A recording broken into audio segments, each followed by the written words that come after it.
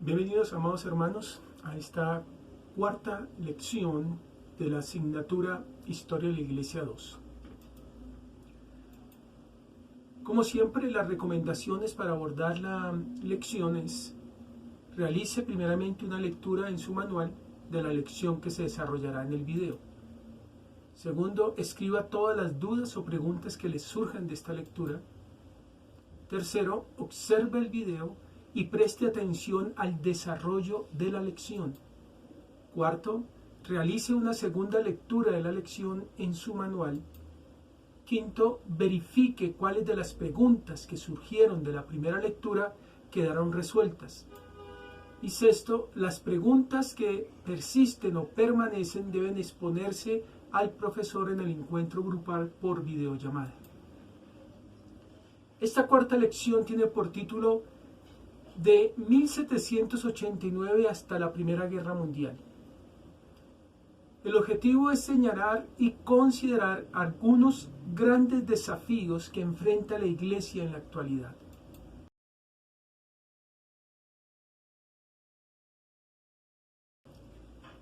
Como vimos en las lecciones anteriores, las tierras de lo que hoy es Estados Unidos fueron lugar de refugio para muchos quienes huían de Europa escapando de la pobreza, de las guerras, pero también de la intolerancia religiosa. Diversas denominaciones llegaron allí, pero mayormente puritanos, los cuales buscaban un lugar donde pudieran practicar libremente y abiertamente su fe.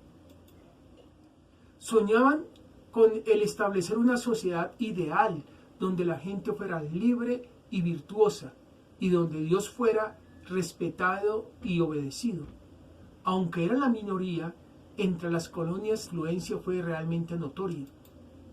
Tras la independencia de Inglaterra, la cual ocurrió entre el año 1775 y 1783, finalizando con la derrota británica y la firma del Tratado de París, esta nueva nación se volvió el más dinámico en la práctica y en la expansión de la fe cristiana en la forma que llamamos evangélica. Así es como desde la mitad del siglo XIX, es decir, desde 1850, la mayor parte de los misioneros hacia el resto del mundo salen de los Estados Unidos. Pero no solo misioneros de sana doctrina, salen de allí nuevas religiones o sectas, las cuales se presentan como cristianas, aunque no tienen nada que ver con las enseñanzas de Jesús, tales como los mormones, los testigos de Jehová y la ciencia cristiana. Veamos brevemente cada uno de estos grupos religiosos. Los mormones. Su fundador fue Joseph Smith, de padres campesinos, aunque él sin ningún interés en la agricultura, por lo que él se dedicó a buscar tesoros a base de supuestas visiones, con poco o nada de credibilidad en su comunidad. Entonces un día declaró que el ángel Moroni se le había aparecido mostrándole una colección de tablas de oro escritas en jeroglíficos egipcios y entregándole el instrumento para leerlas, las dos piedras de vidente. El libro del Mormón, o Libro de Mormón, publicado en 1830, surge de las supuestas traducciones que él hacía de las tablas, escondido detrás de una cortina, mientras al otro lado otros transcribían lo que escuchaban. En él se describe el supuesto origen de los nativos americanos a partir de la confusión de la Torre de Babel, y que tras luchas entre nativos buenos y malos, solo quedaron los buenos, Mormón y su hijo Moroni. Estos dos escondieron las tablas de oro hasta que Moroni reapareció en forma de ángel, se las mostró a Smith, hasta que él las leyó y comunicó, y nuevamente Moroni se las llevó. Pero aparte de Smith, unos pocos testifican haberlas visto. A Smith y a sus seguidores se le unió una comunidad religiosa ya existente, lo que les permitió entonces organizarse como comunidad. Y según ellos, su nueva religión era para el cristianismo su culminación. Smith continuaba con sus supuestas visiones que cada vez le apartaban más del cristianismo ortodoxo. Luego de pasar un tiempo en el estado de Ohio, Smith y sus seguidores se trasladaron a Illinois, donde fundaron una comunidad autónoma con su propia milicia y proclamaron a Smith rey del reino de Dios. Smith se postuló a la presidencia de los Estados Unidos siendo radical y suprimiendo toda oposición a sus ideas. En 1844 el Consejo de la ciudad de Nauvoo lo declara como molestia pública y se ordena encerrarlo. El 27 de junio una turba de entre 150 y 200 personas irrumpieron en la cárcel para dar muerte a Joseph Smith. Pese a que intentó huir por la ventana, Smith fue acribillado a balazos, cayendo su cadáver por la ventana. Brigham Young tomó el liderazgo de los mormones y los trasladó a Utah, donde fundaron un estado autónomo hasta 1850 y oficialmente se llamaron Iglesia de Jesucristo de los Santos de los Últimos Días. Young declaró la poligamia justificándose en una visión de Smith guardada en secreto. En 1857 estalló la guerra entre los mormones y los Estados Unidos. En 1890 abandonaron la poligamia de modo oficial, aunque muchos continuaron practicándola por largo tiempo y aún hoy en día, aunque es ilegal. Actualmente son una gran fuerza política en el estado de Utah y en los alrededores, y a través de su obra misionera se extendieron a diversas partes del mundo. Los Testigos de Jehová. Su fundador, Charles Taze Russell, de familia inmigrante escocesa, presbiterianos, frecuentaba la iglesia de los adventistas y allí conoció los estudios escatológicos de William Miller, quien dijo que Cristo regresaría el 21 de marzo de 1843. Tras no cumplirse y nuevas fechas postuladas como la del 18 de abril de 1844, Miller reconoció que estaba equivocado. A Russell le había impresionado el clima de espera de la gente que creía en los estudios de William Miller y volvió a ellos. Con la astucia de un especialista en publicidad, enseñó que Cristo no había resucitado en la tumba con un cuerpo carnal, sino solamente en el espíritu. Por lo tanto, su regreso debía ser espiritual. Sus nuevos cálculos le dieron como resultado que la segunda venida de Cristo ya había tenido lugar en 1872 y que el fin ocurriría el año 1914. Nadie lo sabía, excepto él, y que sintió el deber de anunciarlo a los verdaderos seguidores de Cristo, para que participaran en el reino del Señor. Al tal fin inició en 1879 la publicación del periódico La Torre del Vigía y el Heraldo de la Presencia de Cristo, hoy conocidos como la revista La Atalaya. Russell declaró que los tres grandes instrumentos de Satanás eran el gobierno, los negocios y las iglesias. Además se pronunció en contra de la doctrina de la Trinidad y de la divinidad de Jesús. El año 1914, aunque trajo la Primera Guerra Mundial, no trajo el Armagedón esperado y Russell murió 2 años después.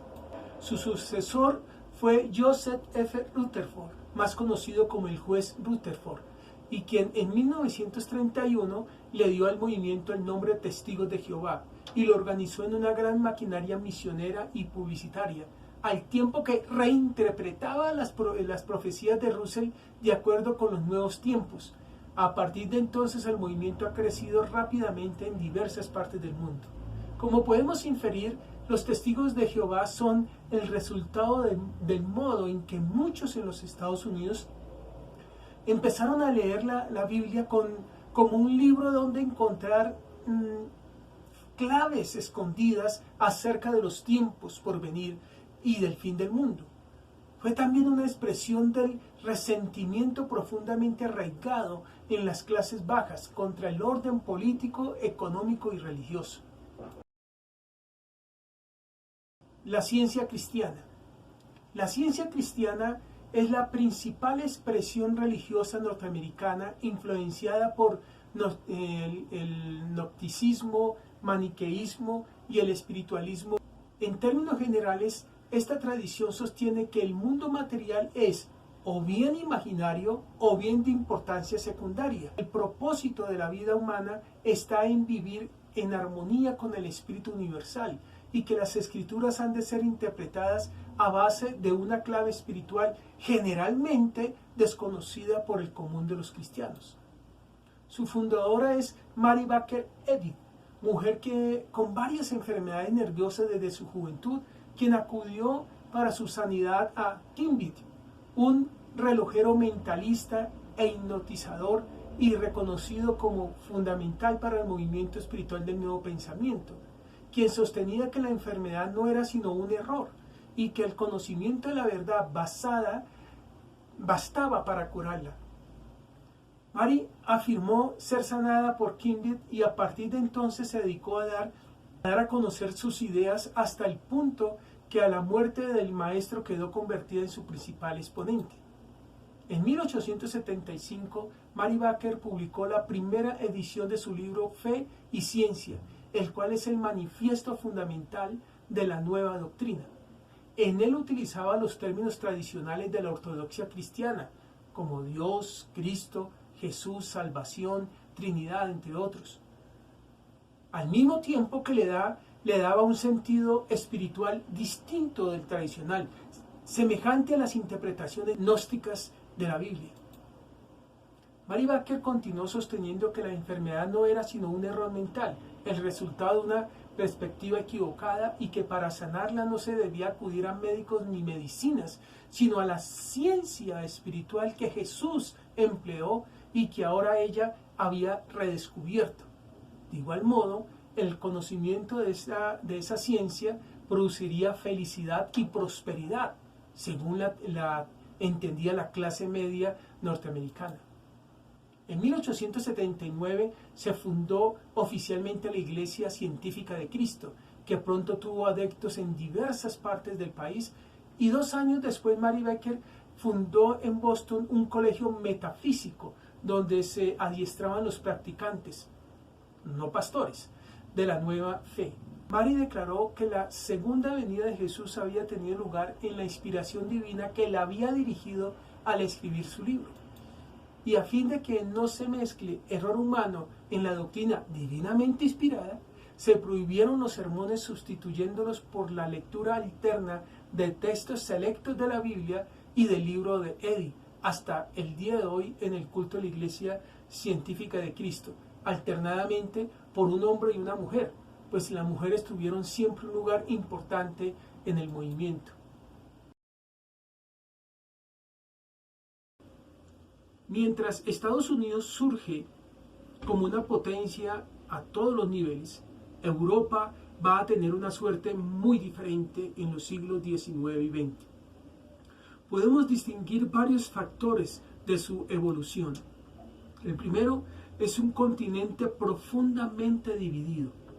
Desde la caída del Imperio Romano de Occidente, Europa ha sido siempre un continente dividido en decenas de países, los cuales periódicamente estuvieron en guerras unos con otros. Tan grande era esta desunión que países como Italia y Alemania no lograron ser entidades políticas sino hasta la segunda mitad del siglo XIX. Así, Europa en el año 1848 experimentó una tercera oleada revolucionaria llamada la Primavera de los Pueblos.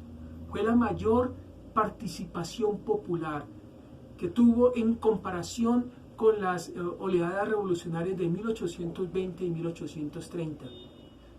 Los grandes motores de la revolución fueron el liberalismo democrático, el nacionalismo y por primera vez el socialismo.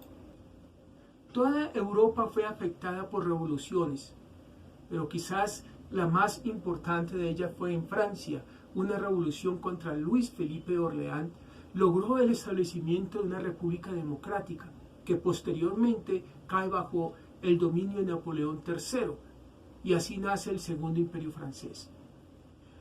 Por toda la actual Alemania e Italia y el Imperio austriaco estallaron numerosas revoluciones liberales y nacionalistas. Entonces, a la altura de 1848, la estructura política de Europa había cambiado para siempre. El antiguo régimen había desaparecido en toda Europa occidental y los regímenes absolutistas comenzaban a convertirse en restos del pasado. La democracia apenas había empezado a avanzar. Se iría imponiendo por reformas políticas en el oeste de Europa y otros países desarrollados, pero aún era muy incompleta. La esclavitud aún existía en muchos países desarrollados y su abolición era una cuestión muy debatida. La lucha por el voto femenino culminaría ya en el siglo XX. La lucha de las libertades que habían ocupado el interés de todo el siglo XIX. Esta situación permanente de desorden favoreció la migración de muchas de las personas más dinámicas y soñadoras hacia otras partes del mundo, principalmente hacia Estados Unidos. Segundo, el auge de la razón y el humanismo. El hombre fue creado con el privilegio de comunicarse con Dios. Esto lo vemos en Génesis 3, del 8 al 10, que dice: y oyeron la voz de Jehová Dios que se paseaba en el huerto al aire del día, y el hombre y su mujer se escondieron de la presencia de Jehová Dios entre los árboles del huerto. Mas Jehová Dios llamó al hombre y dijo: ¿dónde estás tú? Y él respondió: oí tu voz en el huerto y tuve miedo porque estaba desnudo y me escondí. Pero después de la caída, el hombre perdió este privilegio. Es por ello que en el ser humano está la necesidad de comunicarse de alguna manera con seres superiores de alguna clase, llámese dioses, espíritus o demonios, existencia de los cuales no se cuestionó hasta el inicio de la modernidad, cuando muchos pensadores occidentales empezaron a poner en tela de dudas la existencia de cualquier tipo de divinidad. Las sangrientas guerras religiosas, por ejemplo, entre el cristianismo y los musulmanes, y las guerras internas del cristianismo entre el catolicismo y el protestantismo, y la persecución por el solo hecho de expresar o pensar algo diferente a la ortodoxia oficial, expresaron una contradicción entre un Dios declarado amoroso y la práctica totalmente opuesta, reflejada en la intolerancia de las autoridades religiosas. Todo esto llevaron a pensar y a proclamar que no parecía posible que el hombre obtuviera libertad y felicidad sin antes deshacerse de la religión. Entonces, Europa, cansada de la religiosidad, abrazó un nuevo Dios tangible, la humanidad, propuesto por los filósofos humanistas. En el humanismo, en su concepción antropocéntrica, es el hombre quien pasa a ser el centro desde el cual parte todo sistema de pensamiento, creencias y estética. Se valora la individualidad del ser humano y el uso de la razón para interpretar las realidades. El pensamiento humanista se fundamentó en el neoplatonismo, la filosofía estoica, los mitos griegos y romanos, a los que consideraron cánones del pensamiento racional, las ciencias y las artes. Se promovió el uso de la razón por encima de la religión, es decir, rechazo a los dogmas religiosos, y a su vez se instituyó la tolerancia religiosa como un medio de garantizar la convivencia social. Los humanistas establecieron la vulgarización del saber, es decir, promovieron la difusión y la expresión de todos los saberes en un lenguaje claro, sencillo, de tal forma que cualquier persona tuviese acceso al conocimiento.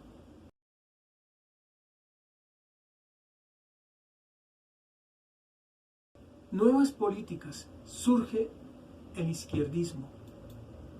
En Europa, uno de los países más relevantes fue Francia, con una dinastía muy antigua que llevaba más de 8 siglos en el trono, con una prosperidad económica a raíz de su excelencia o excelente agricultura, industria y centros de conocimiento y cultura.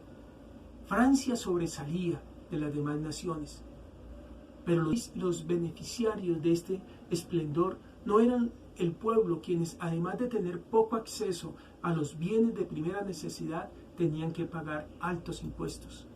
Este pueblo, alentado por la filosofía que les enseñaba que todos los seres humanos eran iguales en derecho, llevó a cabo la Revolución Francesa, destruyendo con violencia el sistema existente. La Iglesia no se vio ajena a este evento. La Revolución Francesa permitió la divulgación de posturas religiosas no convencionales, como panteístas e incluso agnósticas y ateas. Los revolucionarios exigieron el juramento civil, constitución civil del clero en 1790, al cuerpo clerical de la Iglesia, que se dividieron en clero juramentado, es decir, el que se sometió a las disposiciones de las autoridades revolucionarias, y el clero refractario, el que se negó a hacerlo como les demandaba el papado. Durante 1793 y 1794, periodo entre la Revolución conocido como el Terror, se desató verdadera persecución anticlerical, como parte de la descristianización, cuyo objetivo era la destrucción de la práctica de la religión católica. Por lo tanto, el culto católico se vio interrumpido en muchos lugares. Incluso se utilizó la Catedral de Notre Dame como el culto de la razón y del Ser Supremo. Los movimientos contrarrevolucionarios, muy fuertes en algunas zonas, se identificaron con el catolicismo. En la Asamblea Nacional Francesa, los revolucionarios más extremos se sentaban a la izquierda del auditorio, lo que llevó a llamar los izquierdistas a los partidos de esta tendencia política. El izquierdismo rechaza la autoridad que no sea expresión de la voluntad del pueblo y en muchos casos llegó a extremos trágicos en sus intentos de establecer sociedades.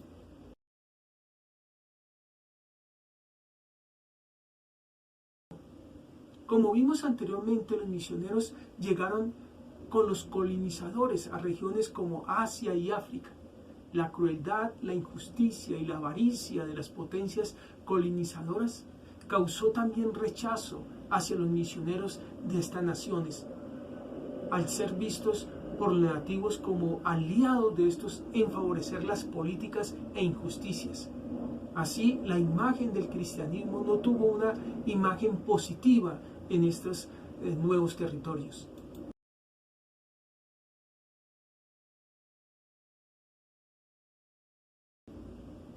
Como hemos visto a lo largo de esta asignatura, antes del siglo XVII, los credos y confesiones sustentadas en la autoridad de la Biblia y en la tradición que se remonta a la Iglesia primitiva establecían las bases de la cosmovisión teológica protestante. Pero la autonomía subjetiva de la razón y de la experiencia humana promulgada por los nuevos teólogos iniciaron el derrumbe de esta cosmovisión al establecer las fuentes externas de conocimiento. Este nuevo movimiento impactó el protestantismo aproximadamente desde 1650 hasta 1920, escudándose en la modernidad y tachando de anticuadas o pasadas de moda las teologías tradicionales. Pero es con el Renacimiento que la teología liberal sale al escenario, con las banderas de la búsqueda de la esencia del hombre y el estudio del espíritu humano. Se considera como el padre del liberalismo teológico moderno al filósofo y matemático René Descartes, quien estableció las bases para los presupuestos de la conciencia moderna. Para él, la existencia de otras realidades se determinaban a partir del yo pensante. Estas ideas prevalecieron hasta el siglo XVIII y lo conocemos como el racionalismo o ilustración, alimentada entre otros por filósofos ingleses conocidos como los platónicos de Cambridge y los deístas. Para los deístas, que no practican una religión, pero creen en una deidad creadora, pero que no se involucra o interviene en el mundo, el hombre podría crear una religión natural y racional usando un mínimo de todas las doctrinas y prácticas religiosas existentes. Immanuel Kant estableció que la religión debía ocuparse de las cuestiones de fe y la experimentación científica de establecer las cuestiones de hecho. De esta manera separó la razón de la fe, descalificando como conocimiento todo aquello que no podía ser demostrado por la razón o aprendido mediante el método científico. Para Kant, los textos bíblicos se deben ajustar a principios racionales cuando estos difieran de nuestra razón, y asimismo estableció un doble estándar de verdad, entre los que la Iglesia enseñaba basado en la revelación bíblica, obra o conocimiento del pastor o sacerdote, y la teología emergente basada en criterios racionales, obra o conocimiento del erudito. Esta etapa de la teología liberal sobresale durante el romanticismo y es conocida como el liberalismo romántico. El considerado padre de la teología liberal, Friedrich Schleiermacher, definió el cristianismo como una forma de vida en continuo desarrollo y no un sistema absoluto de creencias. Entonces, para él y sus seguidores, la fe cristiana no se trataba de hablar sobre el Dios de la Biblia, sino más bien de la experiencia del hombre con él. Por lo tanto, la Iglesia debería ser la mediadora entre la conciencia de Dios en las generaciones posteriores. Para él, el ministerio no debe ser considerado un llamado espiritual piadoso, sino una profesión que entrega ministros líderes de las comunidades formados a partir de estudios académicos críticos. Teólogos liberales posteriores buscaron, según ellos, modernizar al cristianismo a partir de nuevos métodos de interpretación bíblica, la hermenéutica moderna, utilizando la razón secular para cuestionar la autoría, las fechas de composición y los significados e interpretaciones tradicionales de la Escritura, al punto de establecer como mitos productos de una experiencia religiosa de alguna comunidad cada uno de los eventos redentores narrados en el texto bíblico. Así, para estos teólogos, Jesús solo resucitó en los corazones de los discípulos, pero no resucitó corporal ni históricamente, y buscaron llevar a las personas a una supuesta identidad más realista que el Jesús de los Evangelios, con la reconstrucción de biografías de Jesús. El deísmo penetró en la vida religiosa de los Estados Unidos desde los tiempos de la independencia en el siglo XVIII. Y las controversias teológicas entre las distintas denominaciones florecen a medida que se avanzaba en el siglo XIX. Los teólogos de esta época descalifican el segundo gran despertar, estableciendo que los avivamientos no eran el resultado de la soberanía de Dios, sino que se producían mediante el uso adecuado de medios y estrategias puramente humanas. Surge allí también el evangelismo social a través de las sociedades voluntarias para atender los males sociales que plagaron la cultura en gran expansión.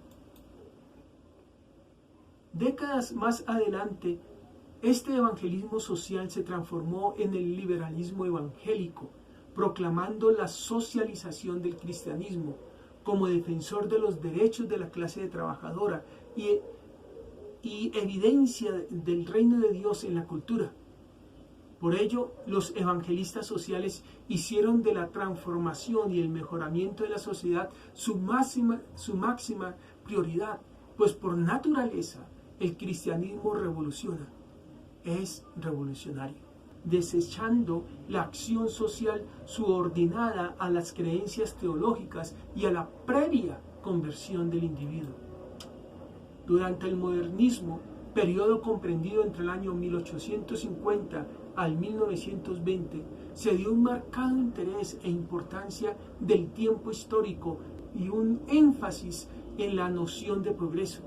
Los teólogos modernistas buscaron armonizar el pensamiento religioso con el conocimiento, y el estudio de la doctrina cristiana se transformó en el estudio psicológico de la experiencia de fe y en el estudio sociológico de las instituciones y costumbres religiosas.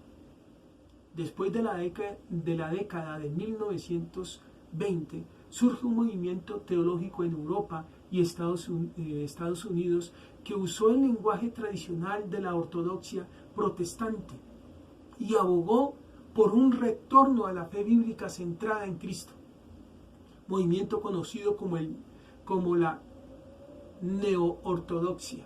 Aunque este movimiento aceptó métodos críticos de interpretación y enseñanza bíblica, pero el liberalismo teológico dominaba los principales seminarios protestantes, las sedes denominacionales y las editoriales en la década de 1930, por lo que la minoría conservadora formó nuevas denominaciones, seminarios y editoriales.